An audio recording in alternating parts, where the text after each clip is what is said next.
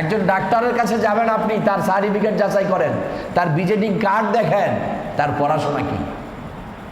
একটি বাড়ি কিনবেন, একটি গাড়ি কিনবেন, একটু জায়গা নেবেন, আপনি তার সমস্ত কাগজপত্র, প্রমাণাদি, দলিলাদি দেখেন সঠিক কি না। আর এত বড় জান্নাতটা কিনবেন, মুসলিম হবেন, আপনার কাছে দলিলাদি নাই, আপনার কাছে কাগজপত্র নাই, প্রমাণপত্র নাই, আপনার চেয়ে বোকা আর কে আছে।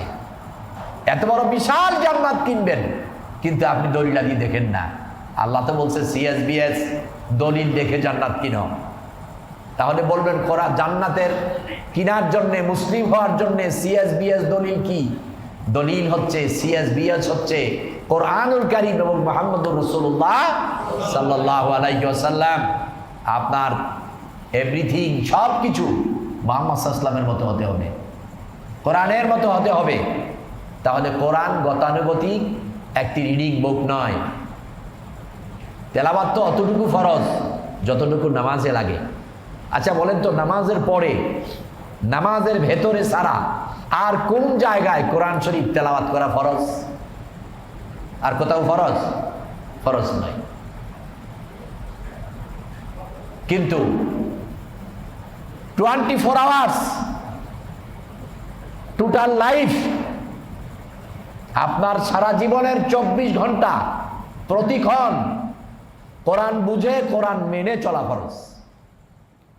কোরআনের গান দিয়ে, হাদিসের আলোকে সত্য পথে যেন থাকি অবিচল। তোমার ছায়া তলে করগো কবুল প্রভু, তোমারে অধম বান্দাকে। تعبد إلا إياه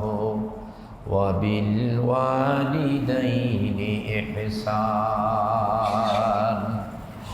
إما يبلغن عندك الكبر أحدهما أو كلاهما أف ولا تنهرهما وقل لهما قولا كريما واخفض لهما جناح الذل من الرحمة وقل رب ارحمهما كما ربياني صغيرا صدق الله العظيم اللهم صل على محمد وعلى آل محمد كما صليت على إبراهيم وعلى آل إبراهيم إنك حميد مجيد اللهم بارك على محمد وعلى آل محمد كما باركت على إبراهيم وعلى آل إبراهيم إنك حميد مجيد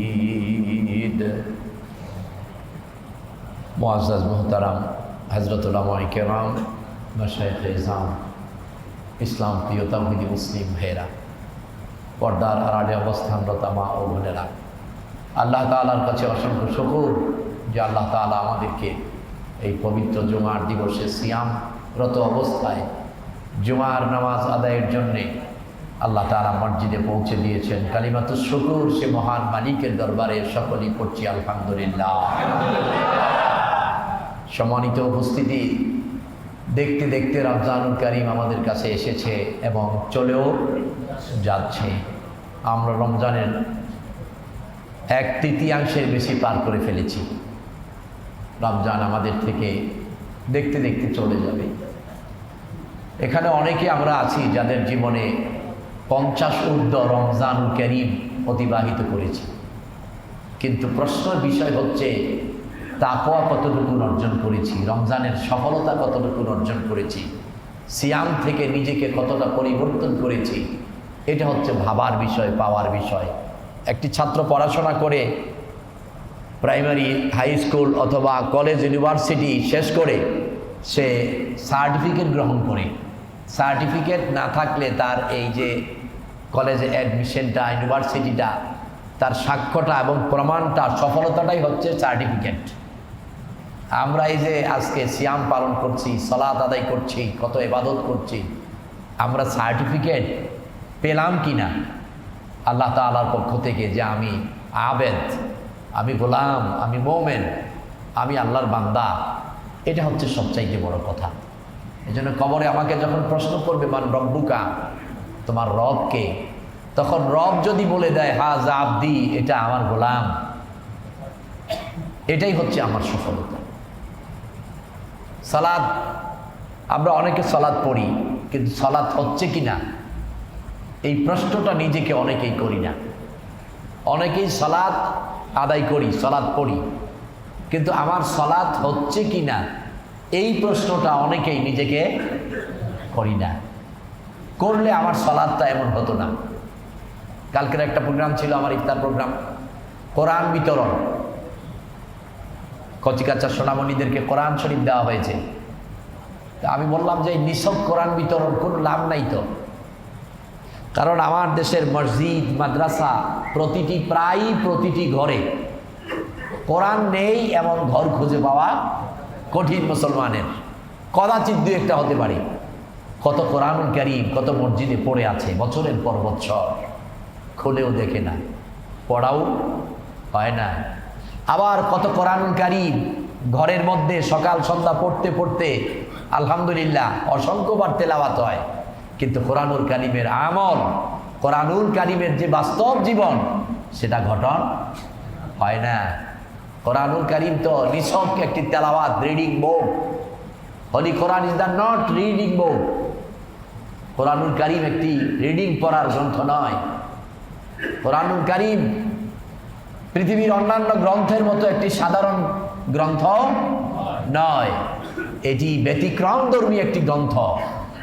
এটি হচ্ছে জীবন বিধান, এটি হচ্ছে আইন, এটি হচ্ছে ল, এটি হচ্ছে প্যানেল কোড, এটি হচ্ছে আল্লাহর দেওয়া চিঠি বান্দার কাছে, আল্লাহর দেওয়া পরামর্শ।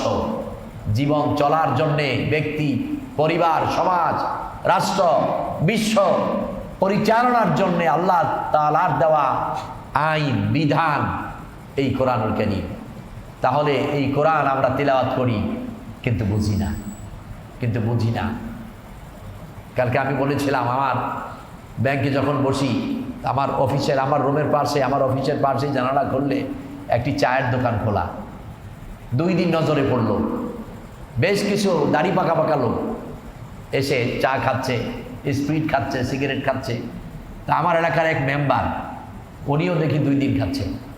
তো কালকে আমি বললাম, আজকেও বলছি, যে এলাকার জনপ্রতিনিধি, একটি নির্বাচিত মেম্বার, সে যদি, যার এতটুকু বিবেক নেই যে আমাকে রোজা রাখতে হবে, অথচ কোনো কারণে সে রাখতে পারে না, এতটুকু বিবেক নেই যে আমাকে বাজারে বসে চুপি করে খাওয়া যাবে না, এইটা যে বুঝে না, তার মতো গরু যদি সমাজপতি হয়, তাহলে এই সমাজের অবস্থা কি হয়? তো আজকে পদে পদে অপরাধ। এই অপরাধের কারণ কি? আমরা ইসলাম বুঝি না।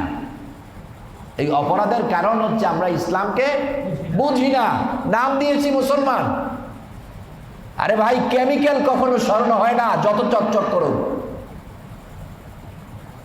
স্বর্ণের আর কেমিক্যালের মধ্যে একটা বিশাল তফাৎ। দেখতে প্রায় একই রকম, কিন্তু স্বর্ণকারের হাতে দিলে স্বর্ণকার পরীক্ষা না করেও বুঝে। কিন্তু তারপরেও আপনি যখন পুরান গোল্ড বিক্রি করতে যাবেন, 1000 বোঝার পরেও সে ওটাকে পাথরে ঘষে, কষ্টি পাথরে ঘষে, ওটার ক্রেড বের না করে আপনার পুরনো স্বর্ণ সে ক্রয় করবে না। একটি স্বর্ণ ক্রয় করবে, তাও কষ্টি পাথরে যাচাই। একজন ডাক্তারের কাছে যাবেন আপনি, তার সার্টিফিকেট যাচাই করেন, তার ভিজিটিং কার্ড দেখেন, তার পড়াশোনা কি। একটি বাড়ি কিনবেন, একটি গাড়ি কিনবেন, একটু জায়গা নেবেন, আপনি তার সমস্ত কাগজপত্র, প্রমাণাদি, দলিলাদি দেখেন, সঠিক কি না। আর এত বড় জান্নাতটা কিনবেন, মুসলিম হবেন, আপনার কাছে দলিলাদি নাই, আপনার কাছে কাগজপত্র নাই, প্রমাণপত্র নাই, আপনার চেয়ে বোকা আর কে আছে? এত বড় বিশাল জান্নাত কিনবেন কিন্তু আপনি দলিলাদি দেখেন না।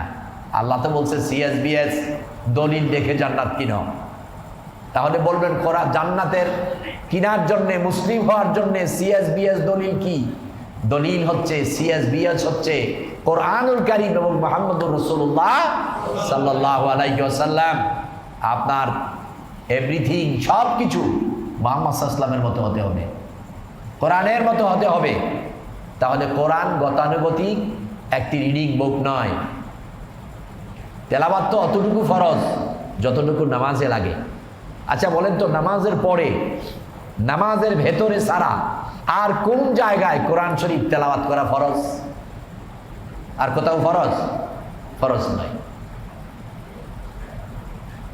কিন্তু 24 আওয়ার্স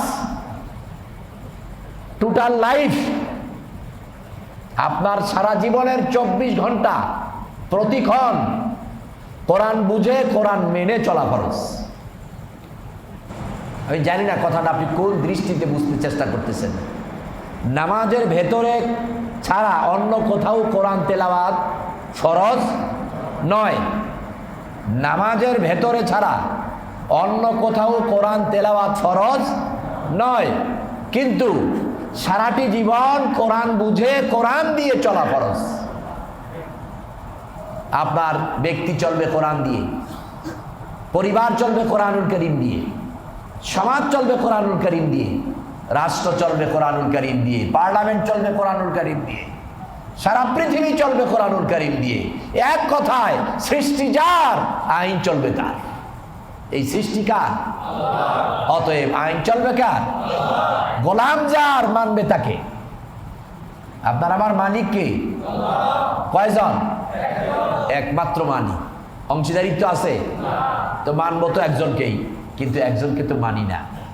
প্রতিবেশীকে, নেতাকে, লিডারকে, ইমামকে, পীর সাহেবকে, খানকাওয়ালাকে, বাজারওয়ালাকে, মাজারওয়ালাকে, দরবারওয়ালাকে, তরিকাওয়ালাকে যতটুকু মানি, আল্লাহর কসম অধিকাংশ মানুষ আল্লাহকে তার আংশিক মানি না। কিন্তু একমাত্র শুধুমাত্র মানা লাগবে আল্লাহকে। আল্লাহকে মানার জন্যই খতিবের কথা শুনবো, আল্লাহকে মানার জন্যই মা বাবার কথা শুনবো, আল্লাহকে মানার জন্যই জ্ঞান অর্জন করব, আল্লাহকে মানার জন্যই রাষ্ট্রে থাকবো, আল্লাহকে মানার জন্যই বেঁচে থাকবো, আল্লাহকে মানার জন্যই জীবন দেব। এটাই হবে মুমিনের চিন্তা। আমার যা কিছু আছে সবকিছু কার জন্য? এই জন্য আল্লাহ রাব্বুল আলামিন বলেন, ইব্রাহিম আপনি বলে দেন, কোন ইন্না সালাতি ওয়া নুসুকি ওয়া মাহইয়ায়া ওয়া মামাতি। হে ইব্রাহিম, হে নবী আপনি বলেন, প্রথম বলেন ইব্রাহিমকে, এরপরে বলেন নবী আপনি বলেন, আমার ইন্না সালাতি নিশ্চয় আমার নামাজ, ওয়া নুসুকি আমার কুরবানি, ওয়া মামাতি ওয়া মাহইয়ায়া ওয়া মামাতি আমার জীবন এবং আমার মরণ, আমার বেঁচে থাকা, আমার মরে যাওয়া, লিল্লাহি রাব্বিল আলামিন, একমাত্র কার জন্যে? রব্বুল আলামিনের জন্যে। তা আপনি কি একবার নিজেকে প্রশ্ন করেছেন আপনার সবকিছু কি আল্লাহর জন্য হয়েছে? আপনি যদি আল্লাহর জন্য সালাত আদায় করতেন তাহলে আপনার সালাত হতো মুহাম্মদ সাল্লাল্লাহু আলাইহি ওয়াসাল্লামের মতো। আপনার সালাতে থাকতো খুশু, আপনার সালাতে থাকতো খুজু। আপনি যদি আল্লাহর জন্য সিয়াম পালন করতেন তাহলে আপনি সিয়ামের দাবি পূরণ করতেন। আপনি যদি আল্লাহর জন্য দান সাদাকা করতেন তাহলে আপনি আল্লাহকে ভালোবেসেই শুধু গোপনে আল্লাহর জন্যই করতেন।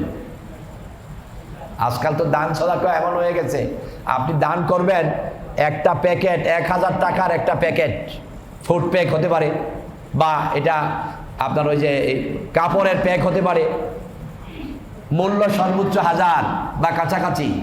এই এক প্যাকেট ফুড প্যাক অথবা ক্লথ প্যাক আপনি কাউকে দান করবেন, সেখানে মাশাআল্লাহ ফেসবুকে ছবি 14টা, প্রচার প্রসারণায় মনে হচ্ছে যিনি গ্রহণ করতেছে তিনি দাতা আর আপনারা 5 জন গ্রহীতা।